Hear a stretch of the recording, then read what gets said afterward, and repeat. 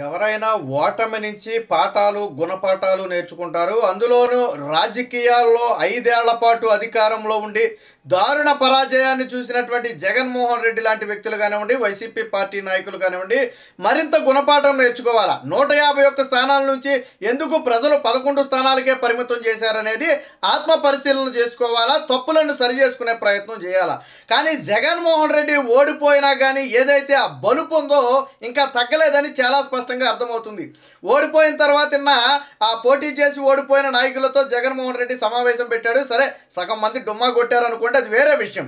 అయితే నిన్న మాట్లాడుతూ వచ్చే ఎన్నికల్లో తెలుగుదేశం పార్టీ సింగిల్ డిజిట్కే పరిమితం అవుద్ది, దేశంలో ఏ రాజకీయ నాయుడు చేయనంత సంక్షేమం మనం చేశాం, ఏదో జరిగింది కానీ ఆధారాలు లేవని చెప్పి మళ్ళీ ఈవీఎంల మీద పడి ఏడ్పించా. అలాగే ఇప్పుడు ప్రభుత్వం ఇంకా పాలనే ప్రారంభించలేదు, అప్పుడే వచ్చే ఎన్నికల్లో సింగిల్ డిజిట్గా అని చెప్తున్నాడు.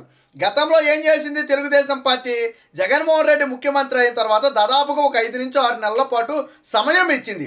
అప్పటి వరకు పెద్దగా విమర్శలు చేయకపోయినప్పటికీ నిర్మాణాత్మకమైనటువంటి ప్రతిపక్ష పాత్ర పోషించింది. సరే, ఇప్పుడు నువ్వు పోషించడానికి ప్రతిపక్ష పాత్ర హోదా లేదనుకో, అది వేరే విషయం. కానీ జగన్మోహన్ రెడ్డి ఇంకా చంద్రబాబు గారు అసెంబ్లీలో అడిగే పెట్టలేదు, అప్పుడే వచ్చే ఎన్నికల్లో వీళ్ళు సింగిల్ డిజిట్కే పరిమితం, వీళ్ళిద్దరిది ఏదో హనీమూన్ ఎంతో కాలం ఉండదు, తర్వాత ప్రజలే చీకొడతారు. ఆల్రెడీ ప్రజలు చీకొడితేనే నువ్వు అక్కడ పడ్డావు. సాధారణంగా ఎప్పుడైనా ఓడిపోయిన తర్వాత జగన్మోహన్ రెడ్డి, వైసీపీ నేతలందరూ కూడా ఒకంత అసహనంతో ఉన్నారు. ఎందుకు జగన్మోహన్ రెడ్డి పిలిచిన సగం మంది వెళ్ళలేదంటే పాత చింతకాయ పచ్చడే. మళ్ళీ ఏం చెప్తాడు? మళ్ళీ సంక్షేమం చేసాం, మళ్ళీ అభివృద్ధి చేసాం, ఈవీఎంల వల్ల ఓడిపోయాం. ఎవడైనా యాక్సెప్ట్ చేస్తాడా? వేళ ఎంపీగా పోటీ చేసినటువంటి రాపాక వరప్రసాదే చెప్తున్నాడు, ఓటమికి ఈవీఎంలకి సంబంధం లేదు, ఖచ్చితంగా ఇది ప్రజా ఆగ్రహం, ఖచ్చితంగా దీన్ని అర్థం చేసుకోవాలని చెప్పి వాళ్ళ నాయకులు చెప్తుంటే, అబ్బాయి ప్రజాగ్రహం ఏమీ లేదు, ప్రజలు నా మీద విపరీతమైన ప్రేమతో ఉన్నారు, కాకపోతే ఈవీఎంల వల్ల ఓడిపోయామని చెప్పి మళ్ళీ అదే చెప్తుంటే వైసీపీ నేతలు కూడా అసంతృప్తి. ఒరే బాబు, ఈయన ఓడిపోయిన గెలిచినప్పుడు ఆయన అధికారంలో ఉన్నప్పుడు ఎలాగే మమ్మల్ని పిలవలా, మాతో మాట్లాడాలా? సరే, ఓడిపోయిన తర్వాత అయినా ఓటమికి గల కారణాలు ఏంటని మమ్మల్ని అడుగుతాడేమో, అడిగితే 4 విషయాలు ఇదిగో ఇది కారణమని చెబుదామని చెప్పి వాళ్ళందరూ ఏదో వాళ్ళ తెలిసిన కారణాలు రాసుకుని వెళితే, జగన్మోహన్ రెడ్డి పొరపాటున కూడా ఏమనుకుంటున్నారు, ఎందుకు ఇంత దారుణమైన ఫలితాలు వచ్చాయి, మీరు ఓడిపోవడానికి ఏం కారణం అయి ఉండొచ్చు అని అడిగే ప్రయత్నమే చేయలేదు. ఇన్ని రోజులకు కూడా జూన్ 4న ఫలితాలు వస్తే ఈ రోజు వరకు జగన్మోహన్ రెడ్డి వైసీపీ నేతలను కారణాలు అడిగే ప్రయత్నం చేయలే.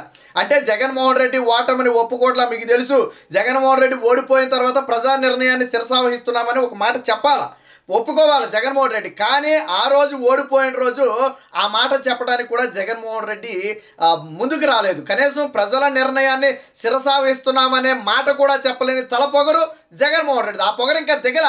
సరే, అప్పుడంటే ఓడిపోయిన ఆ మత్తులో ఏమీ తెలియక షాక్లో ఉండి ఏమీ తెలియలేదేమో అనుకోవచ్చు. మరి ఇప్పుడేమైంది నీకు? ఇప్పుడు కూడా మళ్ళీ అలాగే మాట్లాడటం, వచ్చే ఎన్నికల్లో సింగిల్ డిపాజిట్ రాదని చెప్తున్నావు. అసలు వచ్చే ఎన్నికల్లో నీ పార్టీ ఉంటుందా? ఆడకి సింగిల్ డిపాజిట్ వస్తుందా లేదా అనేది ప్రజలు నిర్ణయిస్తారు. ఎందుకంటే 5 ఏళ్ల క్రితం నీకు 151 ఇచ్చారు, అప్పుడు తెలుగుదేశం పార్టీకి 23 ఇచ్చారు. సరే, జనసేనకు అసలు సీట్లే లేవు అనుకోండి. తర్వాత ఇప్పుడేమైంది? తర్వాత కట్ చేస్తే తెలుగుదేశం పార్టీ గెలిచింది, జనసేన 21 గెలిచింది, బీజేపీ గెలిచింది, నువ్వు మాత్రం 11 సీట్లకే పరిమితం అయిపోయావు. అంటే తెలుగుదేశం పార్టీతో పాటు పొత్తులో ఉన్నటువంటి జనసేనకు వచ్చిన సీట్లు కూడా నీకు రాలా. నువ్వు గమనించాల్సింది ఏంటంటే 2014 నుంచి 19 వరకు చంద్రబాబు పాలన చూసిన తర్వాత 19లో నీ పాలన అప్పటికి ప్రజలు చూడలా. ఒక్క అవకాశం అంటే చంద్రబాబు గారికి ప్రతిపక్ష హోదా ఇచ్చి 23 సీట్లు ఇచ్చి నీకు 151 ఇచ్చారు. మంచి మ్యాండేటే కాదంట్లా. నీ పాలన కూడా చూసిన తర్వాత 14 నుంచి 19 వరకు చంద్రబాబు గారి పాలన చూశారు, 19 నుంచి 24 వరకు జగన్మోహన్ రెడ్డి పాలన చూశారు. ఇప్పుడు ప్రజలు ఏమిచ్చారు తీర్పు? జగన్మోహన్ రెడ్డికి 11 సీట్లు ఇచ్చారు. అంటే ఎవరి పాలన ప్రజలు కోరుకున్నారు?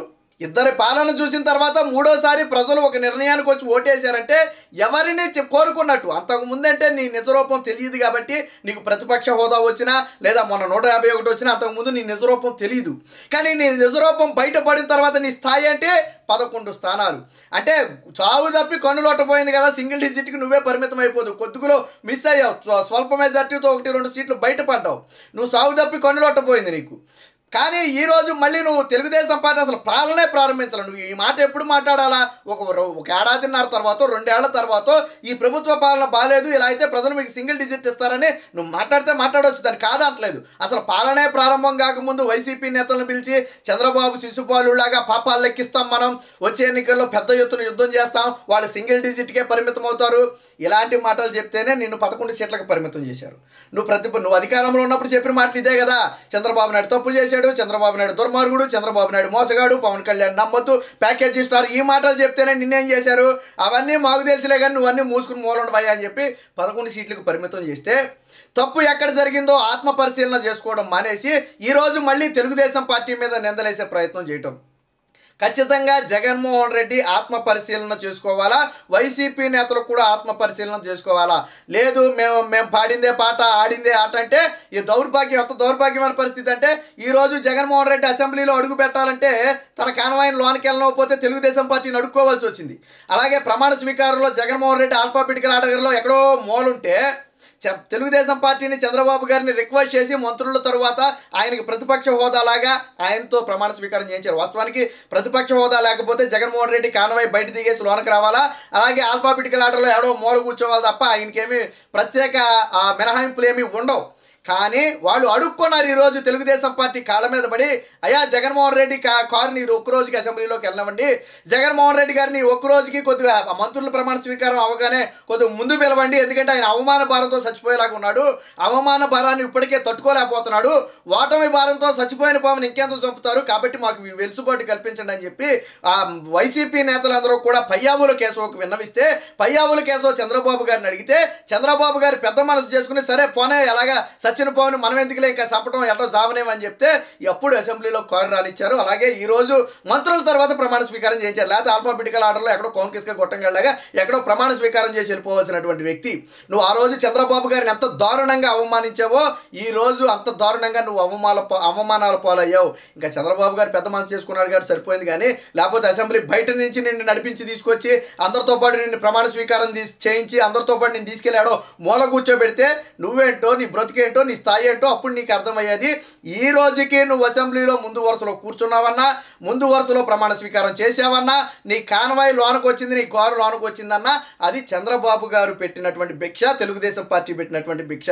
నీలాగా కక్షలు కార్పణ్యాలు తెలుగుదేశం పార్టీకి తెలియదు కాబట్టే ఈరోజు నువ్వు అసెంబ్లీలో ప్రతిపక్ష హోదా లేకపోయినప్పటికీ, ప్రతిపక్ష హోదా ఉంటే ఎటువంటి సౌకర్యాలు పొందుతావో, ఎటువంటి ఫెసిలిటీస్ వస్తాయో అవన్నీ కూడా నీకు కల్పించే ప్రయత్నం చేశారు.